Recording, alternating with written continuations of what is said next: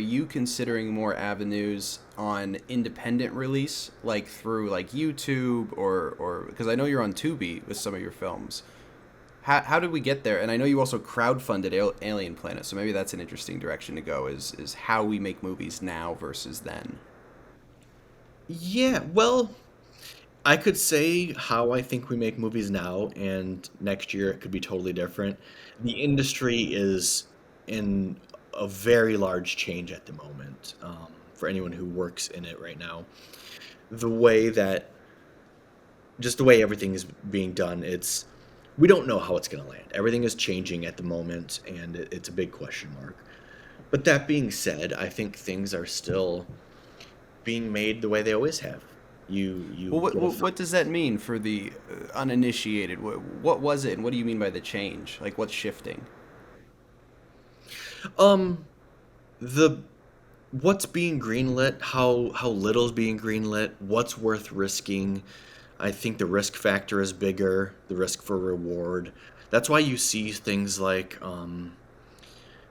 you don't see as creative of projects being made anymore. Like, in the 80s you'd have Howard the Duck and Back to the Future or the remake of The Fly and like things like that, but now they're very cautious. I think big studios are hesitant to greenlight anything that's not an existing intellectual property because it's got a built-in audience. If it doesn't have a built-in audience, it's really risky and you can lose your money. There's a good bit if anyone wants to watch Google Matt Damon explaining this, and he kind of also goes into the sales of like DVDs and how that, since a lot of people don't buy physical media anymore, that actually changes what people greenlight because it's almost like a second box office after the theater. So what happened was the DVD was a huge part of our business, of our revenue stream, and technology has just made that obsolete. And so the movies that we used to make, you could afford to not make all of your money when it played in the theater because you knew you had the DVD coming behind the release, and 6 months later you'd get a whole nother chunk. It would be like reopening the movie almost. And when that went away, that changed the type of movies that we could make.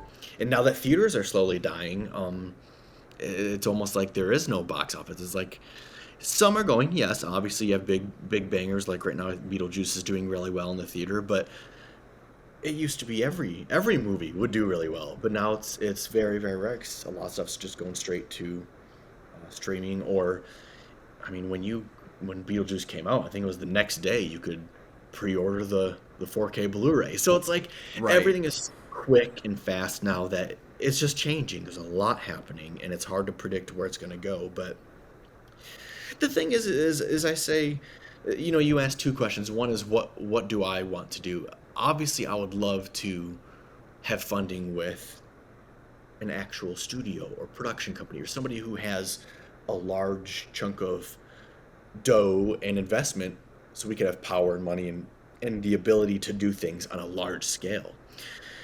But when you don't have those particular connections, you have to work your way up to it until you get those connections, which is how I made Alien Planet. I don't know anybody at those networks to pitch my idea, so I did crowdfunding and I raised money and made it independently. But now I have this showpiece of what I can do, and slowly or fast, however the world ends up happening, take it and try to pitch it and get greenlit with something bigger, higher budget, and just keep going and make things bigger and better at each film that I make.